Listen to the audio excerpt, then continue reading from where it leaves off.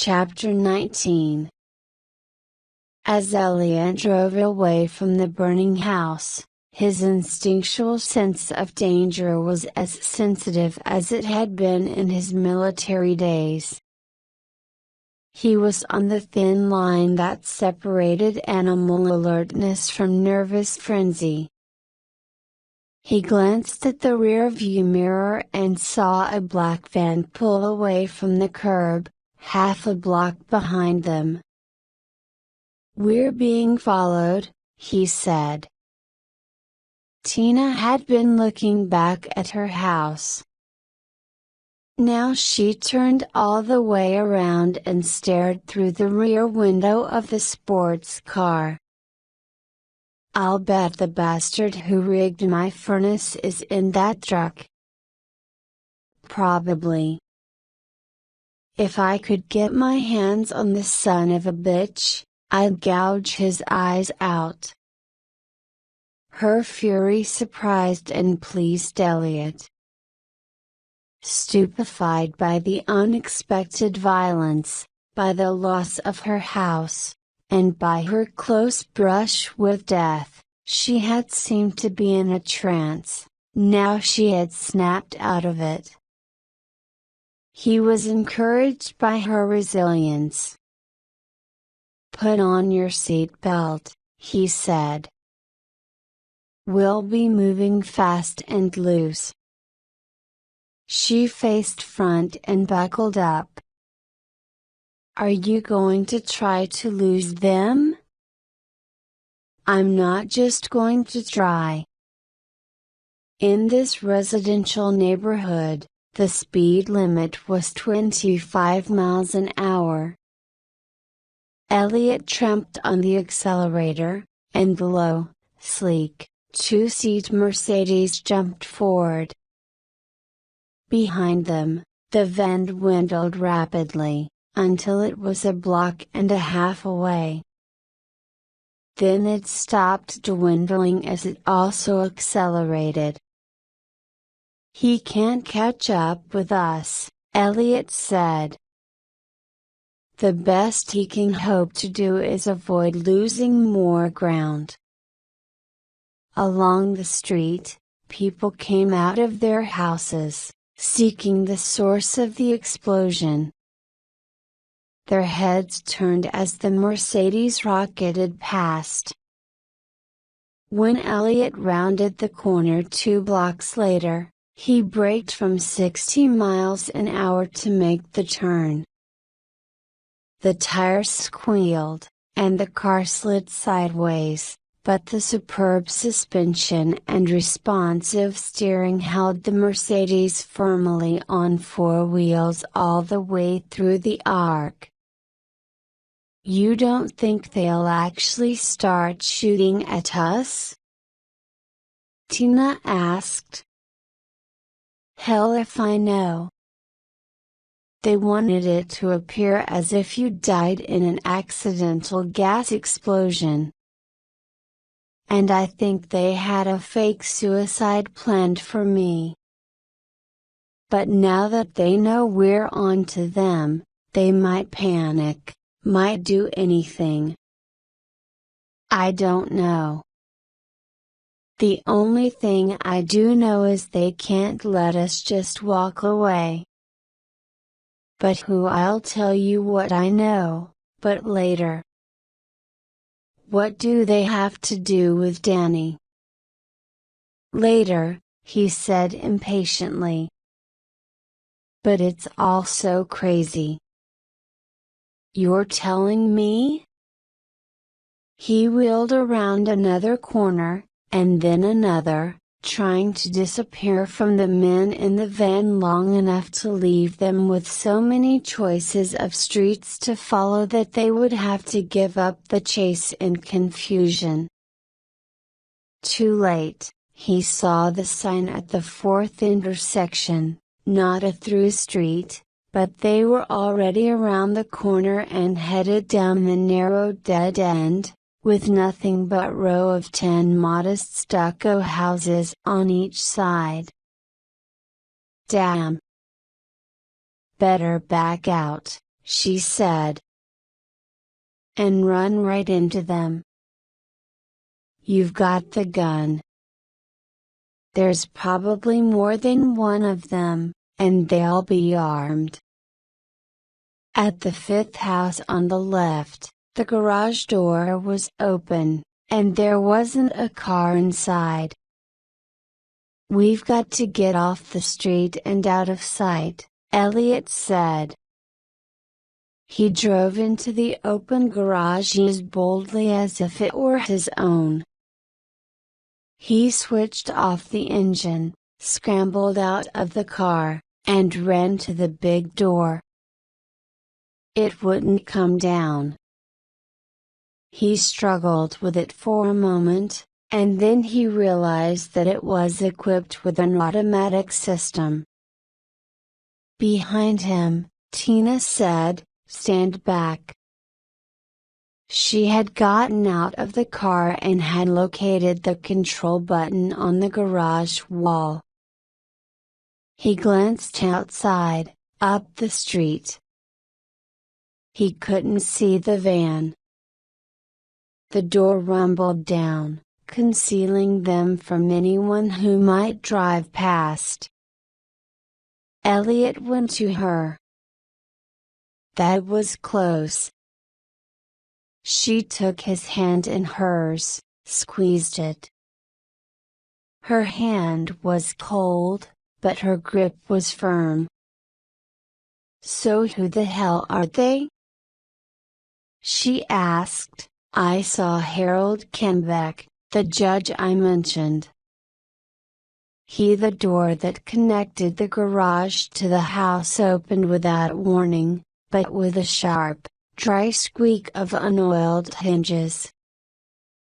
An imposing, barrel-chested man in rumpled chinos and a white t-shirt snapped on the garage light and peered curiously at them.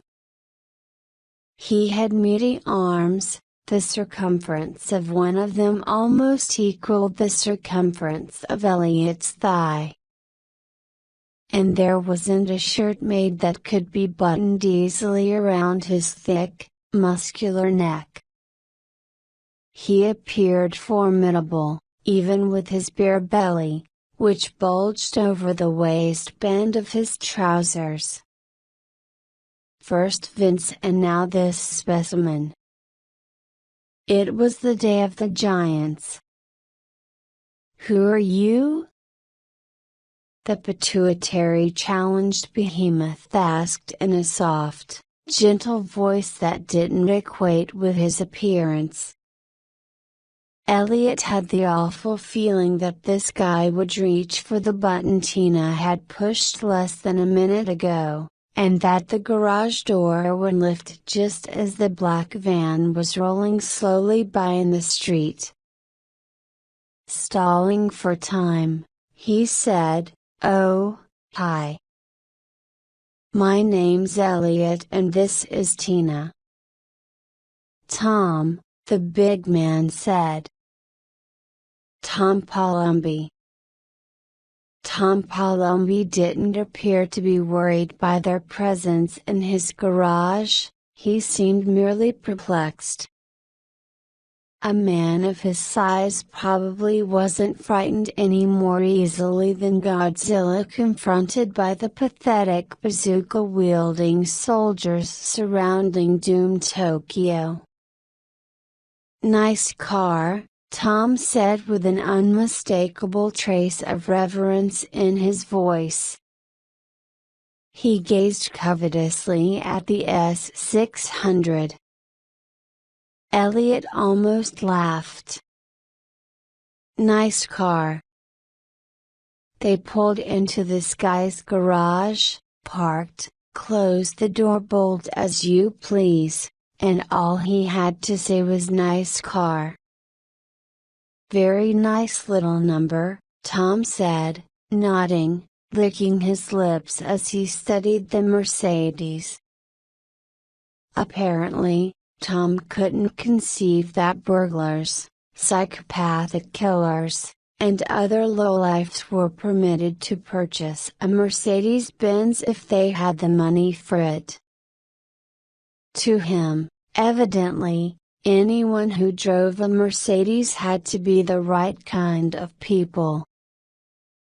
Elliot wondered how Tom would have reacted if they had shrieked into his garage in an old battered Chevy.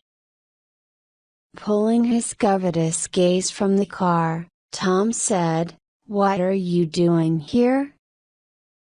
There was still neither suspicion nor belligerence in his voice. "We're expected," Elliot said. "Huh? I wasn't expecting nobody." "We're here." "About the boat," Elliot said, not even knowing where he was going to go with that line, ready to say anything to keep Tom from putting up the garage door and throwing them out. Tom blinked. "What boat?"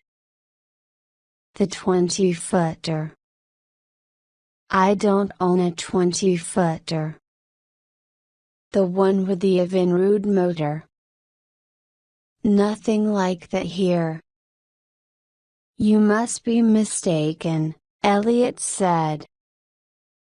"I figure you've got the wrong place," Tom said, stepping out of the doorway, into the garage, reaching for the button that would raise the big door. Tina said, "Mr. Palumbi, wait. There must be some mistake, really. This is definitely the right place." Tom's hand stopped short of the button. Tina continued, "You're just not the man we were supposed to see, that's all. He probably forgot to tell you about the boat." Elliot blinked at her, amazed by her natural facility for deception. "Who's this guy you're supposed to see?" Tom asked, frowning. Appearing to be somewhat amazed herself, Tina hesitated not at all before she said, "Saul Fitzpatrick." "Nobody here by that name. But this is the address he gave us. He said the garage door would be open and that we were to pull right inside." Elliot wanted to hug her. "Yeah. Saul said we were to pull in, out of the driveway, so that he'd have a place to put the boat when he got here with it." Tom scratched his head, then pulled on one ear. "Fitzpatrick?" "Yeah. Never heard of him," Tom said. "What's he bringing a boat here for, anyway?" "We're buying it from him," Tina said. Tom shook his head. "Number? I mean, why here?" "Well," Elliot said, "the way we understood it, this was where he lived." "But he doesn't," Tom said. "I live here. Me and my wife and our little girl. They're out right now, and there's nobody ever been here named Fitzpatrick." "Well, why would he tell us this was his address?" Tina asked, scowling. "Lady," Tom said, "I don't have the foggiest. Unless maybe. Did you already pay him for the boat?" "Well, maybe just a down payment?" Tom asked. "We did give him $2,000 on deposit," Elliot said. Tina said, It was a refundable deposit. Yeah. Just to hold the boat until we could see it and make up our minds. Smiling, Tom said, I think the deposit might not turn out to be as refundable as you thought. Pretending surprise, Tina said, You don't mean Mr. Fitzpatrick would cheat us? Obviously, it pleased Tom to think that people who could afford a Mercedes were not so smart after all. If you gave him a deposit, and if he gave you this address and claimed he lived here, then it's not very likely this Saul Fitzpatrick even owns any boat in the first place. Damn, Elliot said. We were swindled? Tina asked, feigning shock, buying time. Grinning boredly now, Tom said, Well, you can look at it that way if you want. Or you can think of it as an important lesson this here Fitzpatrick fella taught you. Swindled, Tina said, shaking her head. Sure as the sun will come up tomorrow, Tom said. Tina turned to Elliot. What do you think?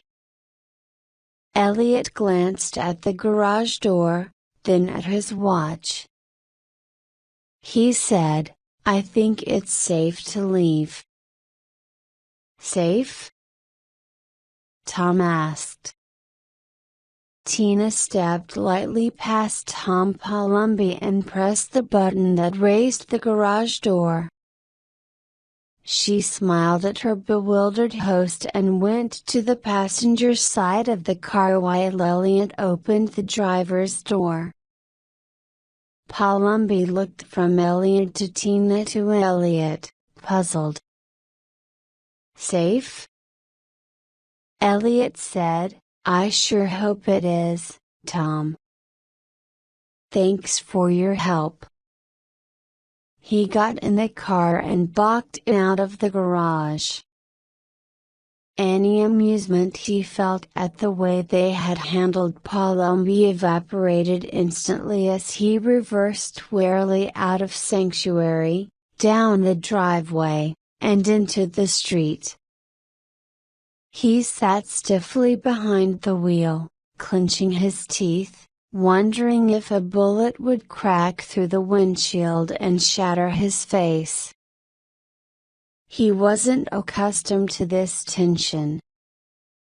Physically, he was still hard, tough, but mentally and emotionally, he was softer than he had been in his prime.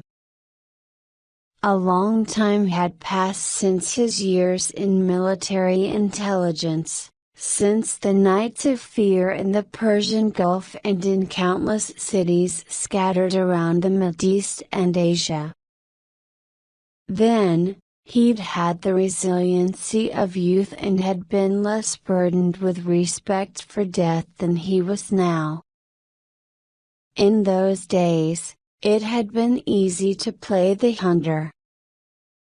He had taken pleasure in stalking human prey. Hell, there had even been a measure of joy in being stalked, for it gave him the opportunity to prove himself by outwitting the hunter on his trail. Much had changed. He was soft. A successful, civilized attorney. Living the good life. He had never expected to play that game again. But once more, incredibly, he was being hunted, and he wondered how long he could survive.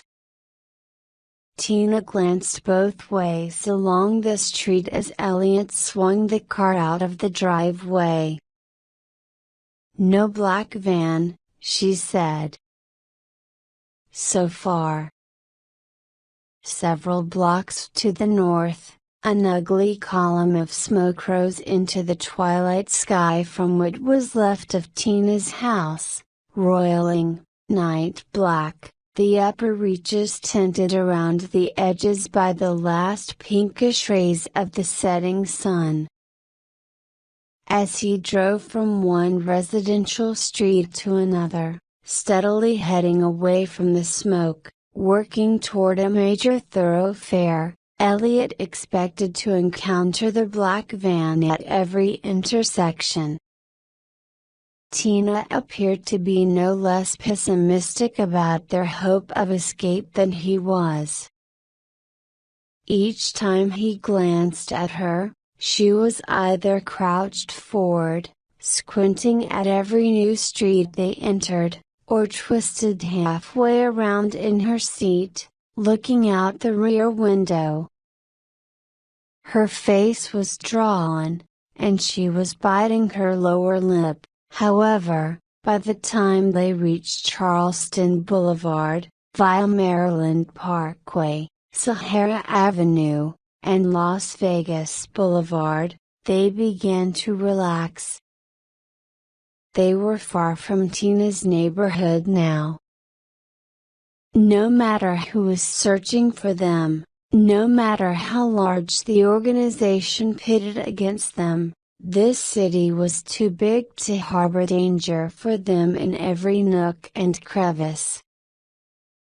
With more than 1 million full-time residents, with more than 20 million tourists a year, and with a vast desert on which to sprawl, Vegas offered thousands of dark, quiet corners where two people on the run could safely stop to catch their breath and settle upon a course of action.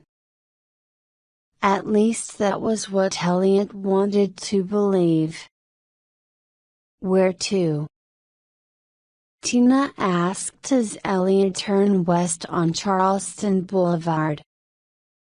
Let's ride out this way for a few miles and talk. We've got a lot to discuss. Plans to make. What plans? How to stay alive. Chapter 20. While Elliot drove, he told Tina what had happened at his house, the two thugs, their interest in the possibility of Danny's grave being reopened, their admission that they worked for some government agency, the hypodermic syringes. She said, maybe we should go back to your place. If this Vince is still there, we should use those drugs on him. Even if he really doesn't know why his organization is interested in the exhumation, he'll at least know who his bosses are. We'll get names. There's bound to be a lot we can learn from him.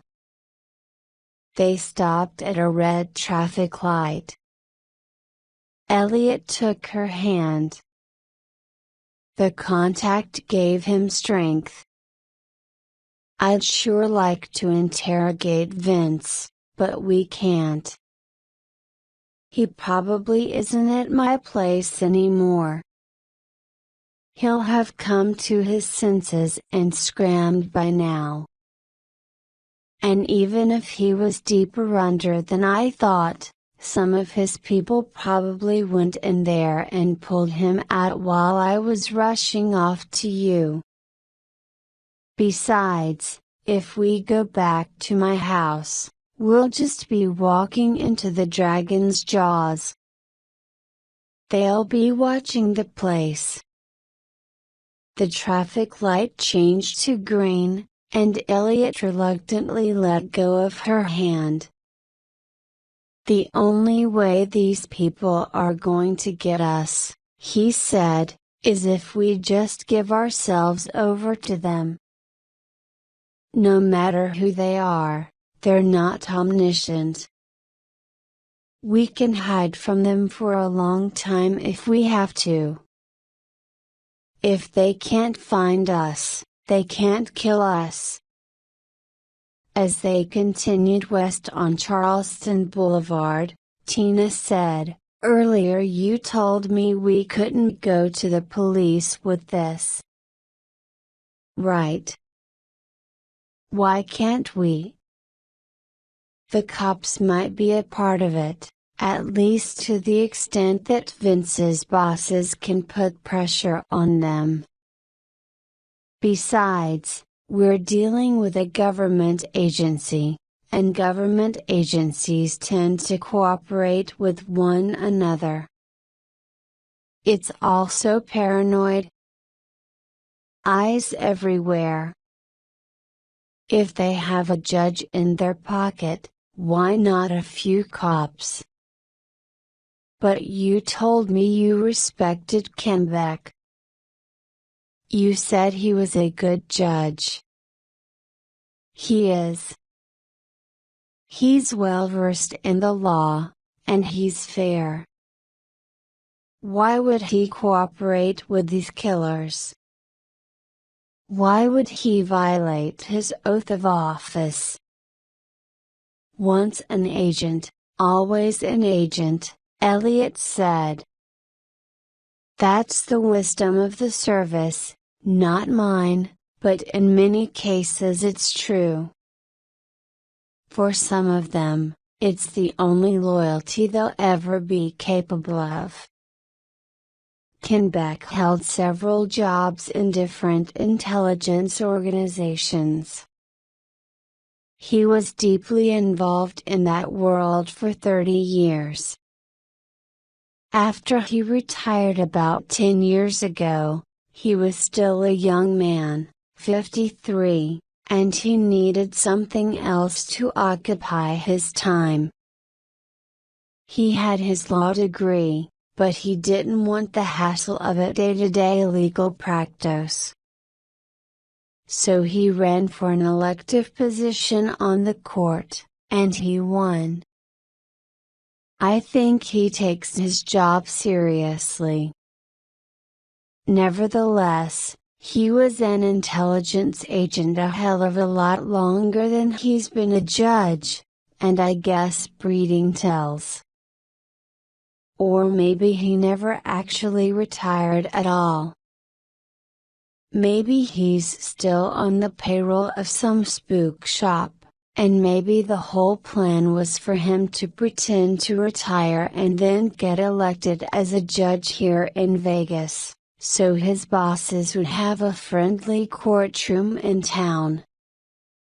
Is that likely? I mean, how could they be sure he'd win the election? Maybe they fixed it. You're serious, aren't you? Remember maybe 10 years ago when that Texas elections official revealed how Lyndon Johnson's first local election was fixed? The guy said he was just trying to clear his conscience after all those years. He might as well have saved his breath. Hardly anyone raised an eyebrow. It happens now and then. And in a small local election like the one Kenbeck won, stacking the deck would be easy if you had enough money and government muscle behind you.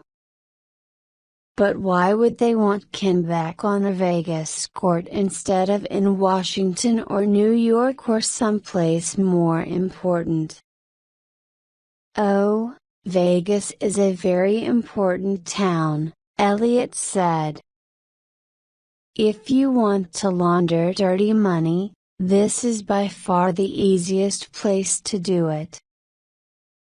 If you want to purchase a false passport, a counterfeit driver's license, or anything of that nature, you can pick and choose from several of the best document forgery artists in the world, because this is where a lot of them live. If you're looking for a freelance hitman, someone who deals in carload lots of illegal weapons, maybe a mercenary who can put together a small expeditionary force for an overseas operation. You can find all of them here. Nevada has fewer state laws on the books than any state in the nation. Its tax rates are low. There's no state income tax at all. Regulations on banks and real estate agents and on everyone else, except casino owners, are less troublesome here than in other states, which takes a burden off everybody, but which is especially attractive to people trying to spend and invest dirty cash. Nevada offers more personal freedom than anywhere in the country, and that's good, by my way of thinking. But wherever there's a great deal of personal freedom, there's also an element that takes more than fair advantage of the liberal legal structure. Vegas is an important field office for any American spook shop. So there really are eyes everywhere. In a sense, yes. But even if Kenbeck's bosses have a lot of influence with the Vegas police, would the cops let us be killed? Would they really let it go that far? They probably couldn't provide enough protection to stop it. What kind of government agency would have the authority to circumvent the law like this? What kind of agency would be empowered to kill innocent civilians who got in its way? I'm still trying to figure that one. It scares the hell out of me. They stopped at another red traffic light. So what are you saying? Tina asked. That we'll have to handle this all by ourselves? At least for the time being. But that's hopeless. How can we? It isn't hopeless. Just two ordinary people against them? Elliot glanced in the rearview mirror, as he had been doing every minute or two since they'd turned onto Charleston Boulevard. No one was following them, but he kept checking. It isn't hopeless, he said again. We just need time to think about it, time to work out a plan. Maybe we'll come up with someone who can help us. Like who? The traffic light turned green. Like the newspapers, for one, Elliot said, accelerating across the intersection, glancing in the rearview mirror. We've got proof that something unusual is happening. The silencer-equipped pistol I took off Vince, your house blowing up. I'm pretty sure we can find a reporter who'll go with that much and write a story about how a bunch of nameless, faceless people want to keep us from reopening Danny's grave, how maybe something truly strange lies at the bottom of the Sierra tragedy. Then a lot of people are going to be pushing for an exhumation of all those boys. There'll be a demand for new autopsies, investigations. Kenbeck's bosses want to stop us before we sow any seeds of doubt about the official explanation. But once those seeds are sown, once the parents of the other scouts and the entire city are clamoring for an investigation, Kenbeck's buddies won't have anything to gain by eliminating us. It isn't hopeless, Tina, and it's not like you to give up so easily. She sighed. I'm not giving up. Good. I won't stop until I know what really happened to Danny. That's better. That sounds more like the Christina Evans I know. Dusk was sliding into night. Elliot turned on the headlights. Tina said, it's just that. For the past year we've been struggling to adjust to the fact that Danny died in that stupid, pointless accident. And now, just when I'm beginning to think I can face up to it and put it behind me, I discover he might not have died accidentally after all. Suddenly everything's up in the air again. It'll come down. Will it? Yes. We'll get to the bottom of this. He glanced in the rearview mirror. Nothing suspicious. He was aware of her watching him, and after a while she said, you know what? What? I think, in a way, you're actually enjoying this. Enjoying what? The chase. Oh, number. I don't enjoy taking guns away from men half again as big as I am. I'm sure you don't. That isn't what I said. And I sure wouldn't choose to have my nice, peaceful, quiet life turned upside down. I'd rather be a comfortable, upstanding, boring citizen than a fugitive. I didn't say anything about what you'd choose if it were up to you. But now that it's happened, now that it's been thrust upon you, you're not entirely unhappy. There's a part of you, deep down, that's responding to the challenge with a degree of pleasure. Baloney. An animal awareness. A new kind of energy you didn't have this morning. The only thing new about me is that I wasn't scared stiff this morning, and now I am. Being scared, that's part of it, she said. The danger has struck a chord in you. He smiled. The good old days of spies and counter-spies.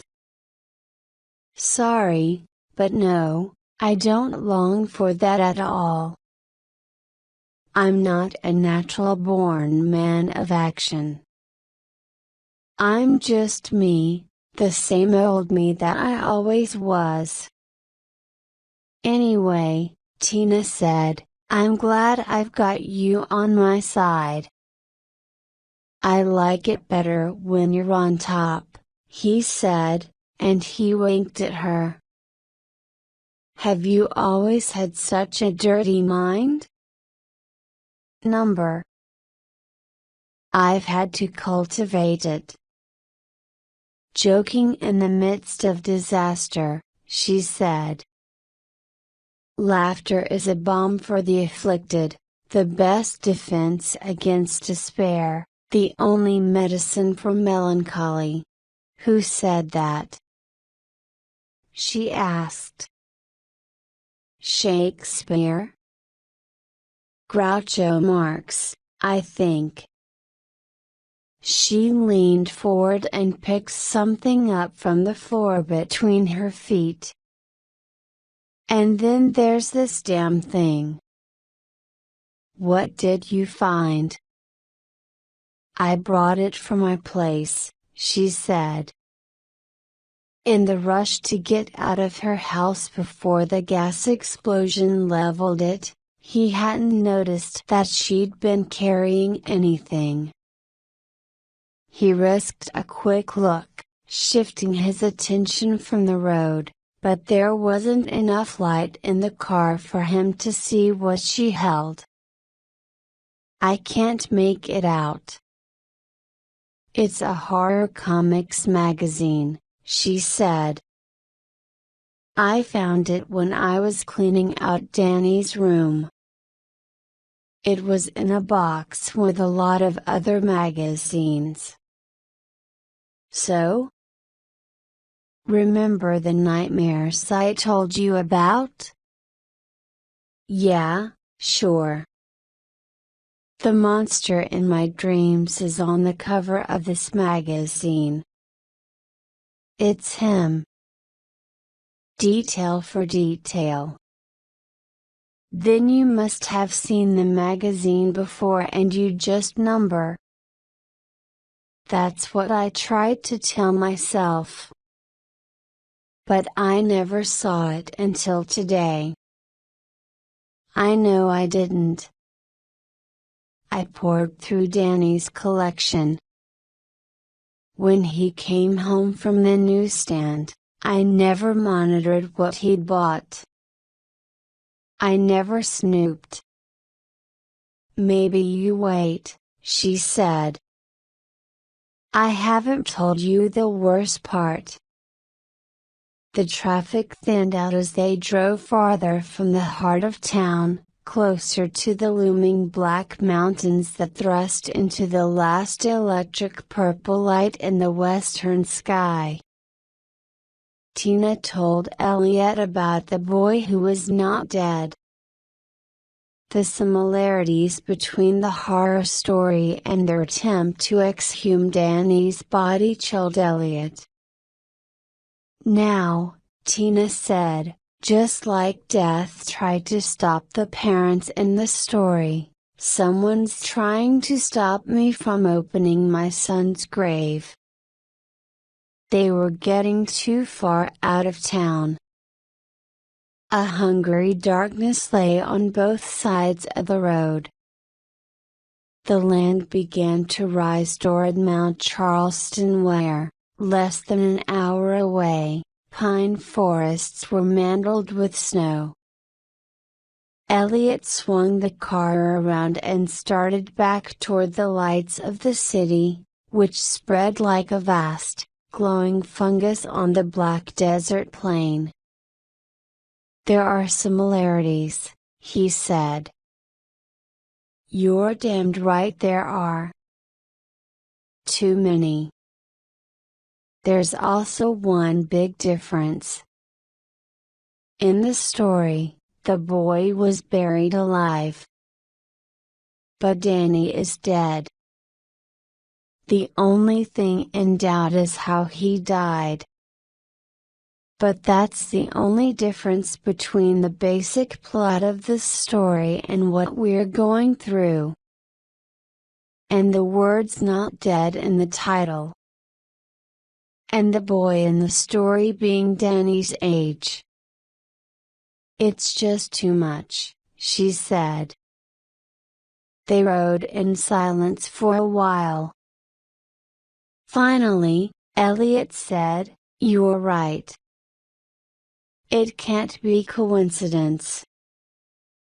Then how do you explain it? I don't know. Welcome to the club. A roadside diner stood on the right, and Elliot pulled into the parking lot. A single mercury vapor pole lamp at the entrance shed fuzzy purple light over the first third of the parking lot. Elliot drove behind the restaurant and tucked the Mercedes into a slot in the deepest shadows, between a Toyota Celica and a small motorhome, where it could not be seen from the street. Hungry? He asked. starving.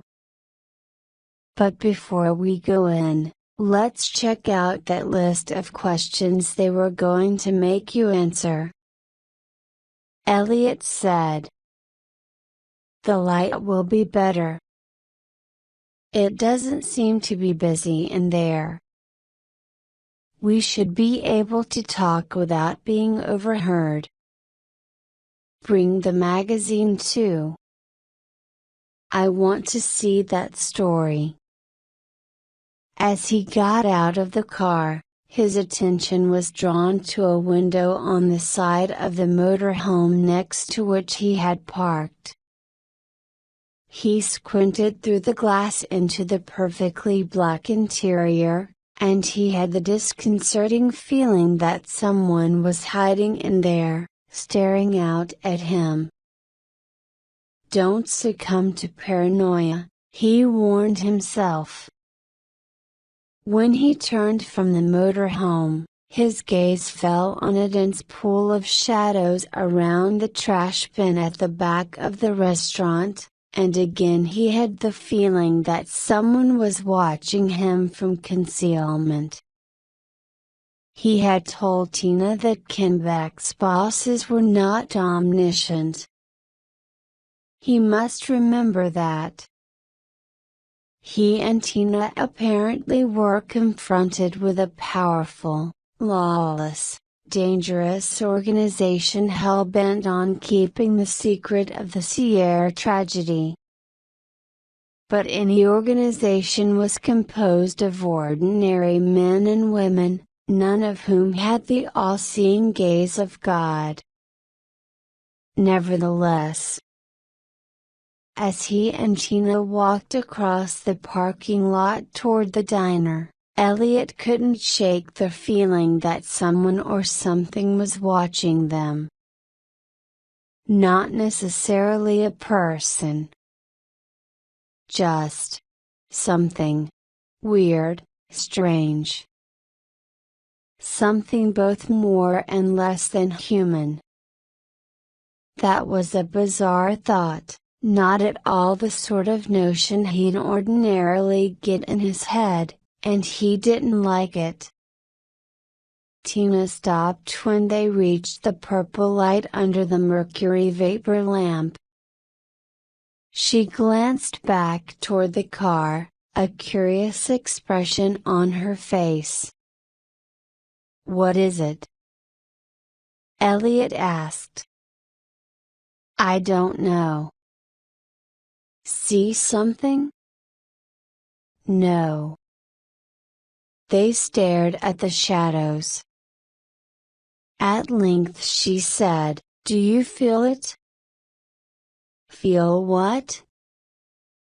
"I've got this prickly feeling." He didn't say anything. "You do feel it, don't you?" she asked. "Yes." "As if we aren't alone." "It's crazy," he said, "but I feel eyes on me." She shivered. "But no one's really there." "Number." "I don't think anyone is." They continued to squint at the inky blackness, searching for movement. She said, "Are we both cracking under the strain?" "Just jumpy," he said, but he wasn't really convinced that their imagination was to blame. A soft cool wind sprang up. It carried with it the odor of dry desert weeds and alkaline sand. It hissed through the branches of a nearby date palm. "It's such a strong feeling," she said. "And you know what it reminds me of?" "It's the same damn feeling I had in Angela's office when that computer terminal started operating on its own. I feel, not just, as if I'm being watched but, something more. Like a presence. As if something I can't see is standing right beside me. I can feel the weight of it, a pressure in the air. Sort of looming. He knew exactly what she meant, but he didn't want to think about it, because there was no way he could make sense of it. He preferred to deal with hard facts, realities. That was why he was such a good attorney, so adept at taking threads of evidence and weaving a good case out of them. "We're both overwrought," he suggested. "That doesn't change what I feel. Let's get something to eat." She stayed a moment longer, staring back into the gloom, where the purple mercury vapor light did not reach. "Tina." A breath of wind stirred a dry tumbleweed and blew it across the blacktop. A bird swooped through the darkness overhead. Elliot couldn't see it, but he could hear the beating of its wings. Tina cleared her throat. "It's as if the night itself is watching us. The night, the shadows, the eyes of darkness." The wind ruffled Elliot's hair. It rattled a loose metal fixture on the trash bin, and the restaurant's big sign creaked between its two standards. At last, he and Tina went into the diner, trying not to look over their shoulders.